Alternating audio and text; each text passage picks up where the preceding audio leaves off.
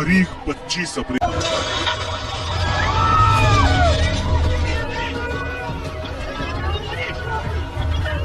चीख पुकार, ढहती इमारतें और 9,000 लोगों की मौत। हिल गई थी धरती, कांप गई थी रूह।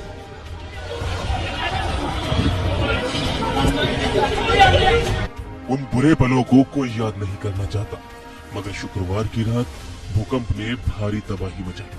अब तक 150 से ज्यादा लोगों की मौत हो चुकी है, जबकि सैकड़ों घर तबाह हो गए।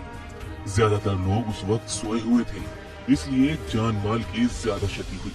48 मिनट के अंदर वहां भूकंप के 4 तीव्र झटकों ने नेपाल को एक बार फिर से बर्बादी की राह पर धकेल दिया और एक बार फिर से 8 साल पहले के खौफनाक मंजर की याद दिला दी, जब नेपाल में ताश के पत्तों की तरह इमारतें गिर रही थी। चीख पुकार के बीच सांसें थमती जा रही थी। इंसानी जान कुदरत के रहम करम पर थी। खुद को बचाए या अपनों को बचाए, किसी कश्मकश के बीच जिंदगी एक एक कर खत्म होती जा रही थी। 8 साल बाद शुक्रवार को एक बार फिर से नेपाल में भूकंप के झटके आए, वो भी आधे घंटे में करीब 5 से 6 बार आए। जब धरती कांप रही थी, हर कोई दहशत में था। लोगों को 25 अप्रैल 2015 का मंजर याद आ गया। इस मनहूस तारीख को शायद ही कोई याद करना चाहता हो। 2015 में नेपाल में आए विध्वंसकारी भूकंप को गोरखा नाम दिया गया था। 25 अप्रैल 2015 को मध्य नेपाल में काठमांडू शहर के पास भीषण भूकंप आया। इस हादसे में लगभग 9,000 लोगों की मौत हो गई और कई हजार लोग घायल भी हुए थे। पूरी दुनिया की रूह इस हादसे ने कपा दी थी। हर देश आपसी बैर मिटाकर सिर्फ नेपाल की स्थिति सुधारना चाहता था। काठमांडू और आसपास के इलाके या तो क्षतिग्रस्त हो गए या फिर पूरी तरह से नष्ट हो गए।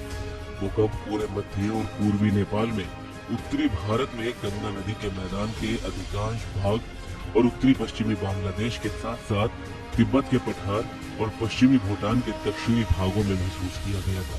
नेपाल की धरती हिला देने वाला सबसे पहला झटका 7.8 की तीव्रता वाला था।